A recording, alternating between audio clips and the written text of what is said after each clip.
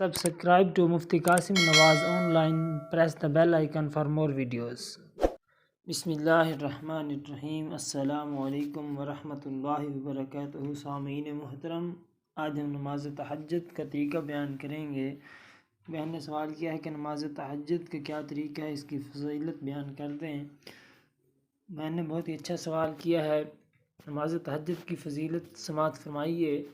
तहज्जुद बहुत ही अफजल और आला नमाज है। नमाज पंजगाना के बाद ये नमाज बहुत आला है। ये एक हकीकत है कि रात को आराम की नींद छोड़कर बिस्तरों से अलग होना इंसानी तबीयत पर काफ़ी गिरां गुज़रता है।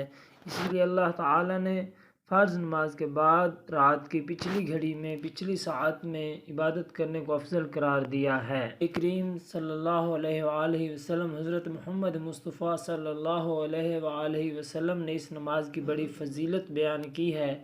आप अज़वाज मुतहर्रात को और हज़रत अली रदियल्लाहु ताला अन्हु और हज़रत फ़ातिमा ज़हरा रदियल्लाहु ताला अन्हा को भी इनके घर जाकर तहज्जुद के लिए बेदार फरमाते थे।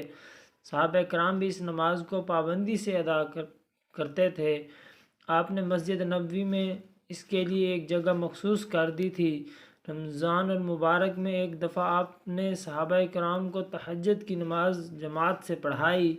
दूसरी शब और ज़्यादा आदमी जमा हो गए और तीसरी शब उससे भी ज़्यादा लोग जमा हो गए, तो फिर आप सल्लल्लाहु अलैहि वसल्लम तशरीफ़ ना लाए कि कहीं लोग इस नमाज को भी फ़र्ज़ ना समझने लगें।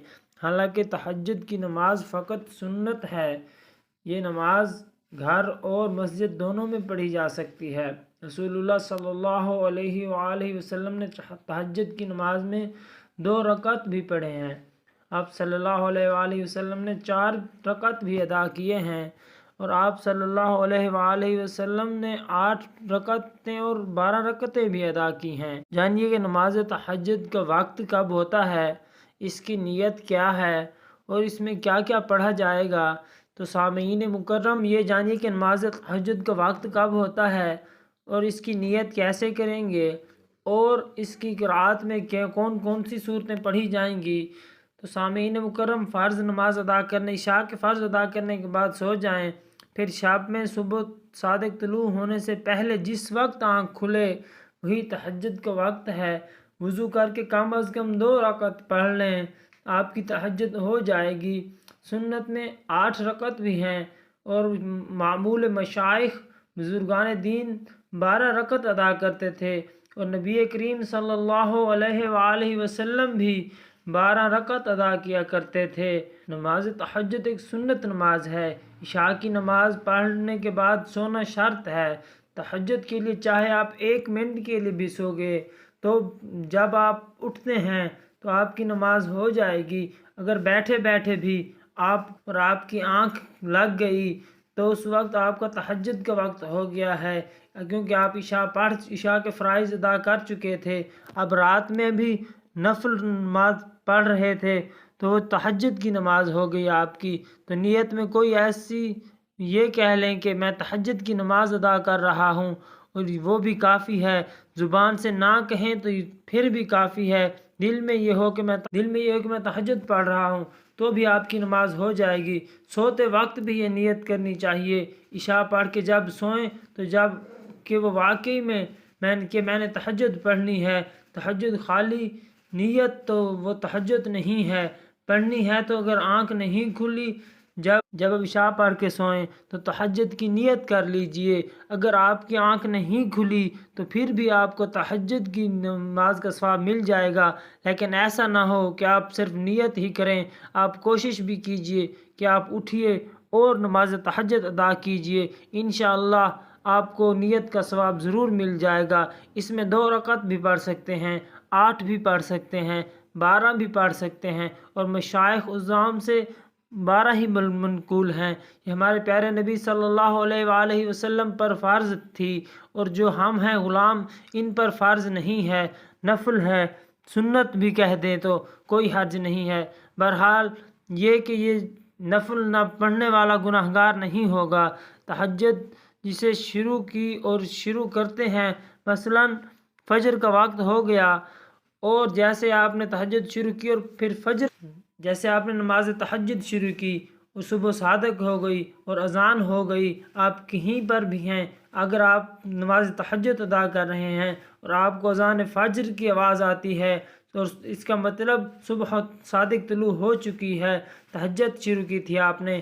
آپ اگر رکوع میں بھی ہیں اور صبح صادق ہو گئی تو اب یہ نفل تہجد کے نہیں، یہ سنت فجر بن جائیں گے۔ ہاں، اگر پہلا سجدہ تہجد کی پہلی رکعت کا پہلا سجدہ آپ نے ادا کر لیا، پہلا سجدہ آپ نے کر لیا، اب صبح صادق ہوئی تو یہ اس کے نفل ہو جائیں گے۔ رسول اللہ صلی اللہ علیہ وآلہ وسلم اسے فجر کے نفلوں سے الگ پڑھتے تھے اور فجر کی سنتیں بعد میں ادا کیا کرتے تھے۔ سامعین مکرم، اب یہ جانیے کہ نماز تہجد میں کون کون سی صورتیں پڑھی جائیں گی۔ تو کچھ احباب کا خیال ہوتا ہے کہ نماز تہجد کے لیے کوئی خاص صورتیں ہوتی ہیں، کوئی قرآن پاک کو کوئی خاص حصہ پڑھنا ہوتا ہے۔ تو سامعین محترم، یاد رکھیں ایسا نہیں ہے، بلکہ قرآن پاک میں سے جہاں سے آپ کو جتنا یاد ہے آپ وہاں سے پڑھ سکتے ہیں۔ اگر آپ کو زیادہ یاد نہیں ہے تو آپ سورہ اخلاص 3 بار ہر رکعت میں ادا کر سکتے ہیں۔ جتنی رکعتیں پڑھیں گے اتنا آپ کو قرآن پاک کے ختم کا ثواب ملے گا۔ احادیث شریفہ میں نماز تہجد کی بڑی فضیلت ہے۔ نماز تہجد کی کثرت سے آدمی کا چہرہ نورانی اور زیادہ خوبصورت ہو جاتا ہے۔ تہجد پڑھنے والا بلا حساب جنت میں چلا جائے گا۔ اللہ تعالیٰ اسے ذکر کرنے والوں میں لکھتے ہیں۔ امین مکرم، نماز تہجد ادا کرنے کے بعد اب اللہ تعالیٰ سے جہنم سے آگ کی پناہ مانگیے، جہنم سے پناہ مانگیے اور جنت کی طلب کیجیے، اور سب سے پہلے اپنے گناہوں کی معافی مانگیے، استغفر اللہ کی صدائیں لگائیے اللہ تعالیٰ، تاکہ اس سعادت والی گھڑی میں اللہ تعالیٰ ہمارے سابقہ گناہوں کو معاف فرما دے اور اپنی رحمتوں کے نزول کی اس گھڑی میں ہمیں بخش دے۔ اور اس وقت جہنم سے پناہ مانگیے تاکہ اللہ تعالیٰ ہمیں اس آگ سے اپنی پناہ میں لے لے۔ اللہ تعالیٰ ہم سب کو نماز تہجد ادا کرنے والوں میں سے بنا دے۔ اللہ تعالیٰ ہم سب کو عمل کرنے کی توفیق عطا فرمائے۔ اللہ تعالیٰ ہم سب کا حامی و ناصر ہو۔ اللہ تعالیٰ ہمیں رمضان المبارک کی احترام کرنے کی توفیق عطا فرمائے، آمین۔ Subscribe to Mufti Qasim Nawaz online, press the bell icon for more videos۔